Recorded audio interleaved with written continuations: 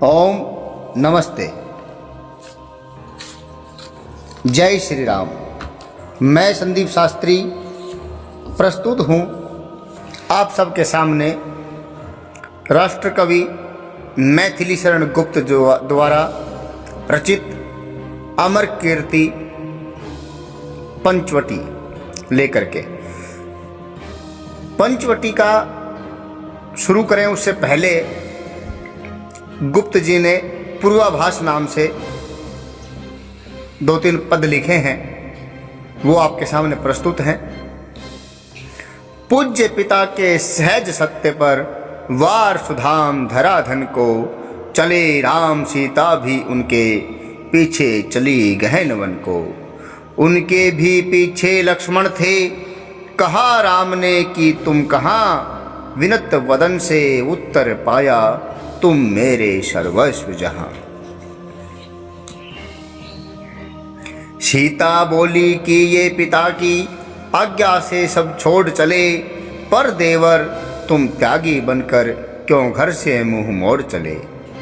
उत्तर मिला कि आर्य बरबस, बना न दो मुझको त्यागी, आर्य चरण सेवा में समझो मुझको भी अपना भागी।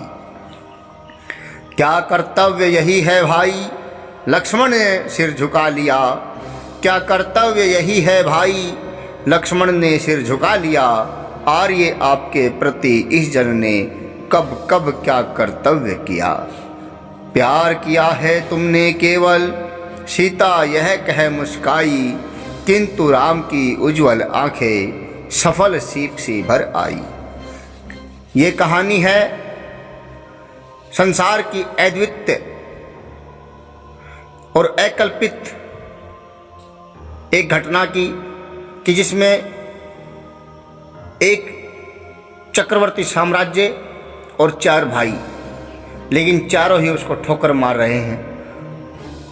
लड़ाई संसार में हमेशा होती रही राज्य पाने के लिए, मुझे चाहिए मुझे चाहिए। लेकिन ये एक ऐसी लड़ाई थी कि जिसमें सब कह रहे थे कि मुझे नहीं चाहिए मुझे नहीं चाहिए। इसमें एक वर्णन आता है जहाँ पर भगवान श्री राम अपने छोटे भाई लक्ष्मण और माता सीता को के साथ पंचवटी में निवास कर रहे होते हैं। वहाँ पर लंकापति रावण की बहन शूर्पणखा आती है। उसमें भारत का उच्च चरित्र गुप्त जी ने चित्रित किया है कि वहाँ पर लक्ष्मण और राम जो अपने ऊंचे चरित्र का प्रमाण देते हैं, उसका बहुत ही मार्मिक सटीक सरल चित्रण गुप्त जी के द्वारा किया गया है। आप सभी कृत करते होंगे इसे सुनकर, ऐसा मैं समझता हूँ। और अब शुरू करते हैं पंचवटी। चारु चंद्र की चंचल किरणें खेल रही हैं जल थल में, स्वच्छ चांदनी बिछी हुई है अवनी और अंबर तल में। पुलक प्रकट करती है धरती हरित तृणों की नोकों से, मानो झीम रहे हैं त्रुभी मंद पवन के झोंकों से। पंचवटी की छाया में है सुंदर प्रण कुटीर बना, उसके सम्मुख स्वच्छ शिला पर धीर वीर निर्भीक मना। जाग रहा है कौन धनुर्धर, जबकि भुवन भर सोता है, भोगी कुसुमा युद्ध योगी सा बना दृष्टिगत होता है। किस व्रत में है वृत्ति वीर है, निद्रा का यों त्याग किए, राजभोग के योग्य विपिन में बैठा आज विराग लिए। बना हुआ है प्रहरी जिसका, उस कुटीर में क्या धन है, जिसकी रक्षा में रत इसका, तन है मन है जीवन है। मृतलोक मालिन्य मेटने स्वामी संग जो आई है, 3 लोक की लक्ष्मी ने यह कुटी आज अपनाई है। वीर वंश की लाज यही है, फिर क्यों वीर न हो प्रहरी, विजन देश है निशा शेष है, निशाचरी माया ठहरी। कोई पास न रहने पर भी जनमन मौन नहीं रहता, आप आपकी सुनता है वह, आप आपसे है कहता। बीच बीच में इधर उधर निज दृष्टि डालकर मोदमयी, मन ही मन बातें करता है, धीर धनुर्धर नई नई। क्या ही स्वच्छ चांदनी है यह, है क्या ही निस्तब्ध निशा, है स्वच्छंद सुमंद गंध भय, निरानंद है कौन दिशा। बंद नहीं अब भी चलते हैं, बंद नहीं अब भी चलते हैं, नियति नटी के कार्यकलाप पर कितने एकांत भाव से, कितने शांत और चुपचाप। है बिखेर देती वसुंधरा मोती सबके सोने पर, रवि बटोर लेता है उनको सदा सवेरा होने पर। और विरामदायिनी अपनी संध्या को दे जाता है, शून्य श्याम तनु जिससे उसका नया रूप छलकाता है। सरल तरल जिन तुहिन कणों से हंसती हर्षित होती है, अति आत्मिया प्रकृति हमारे साथ हुनी से रोती है। अनजानी भूलों पर भी भय अदय दंड तो देती है, पर बूढ़ों को भी बच्चों सा सदैव भाव से सहती है।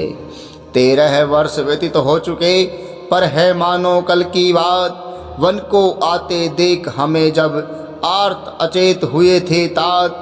अब वह समय निकट ही है जब अवधि पूर्ण होगी वन की, किंतु प्राप्ति होगी इस जन को इससे बढ़कर किस धन की।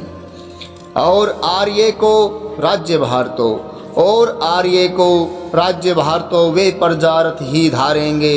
व्यस्त रहेंगे हम सबको भी मानो विवश विसारेंगे।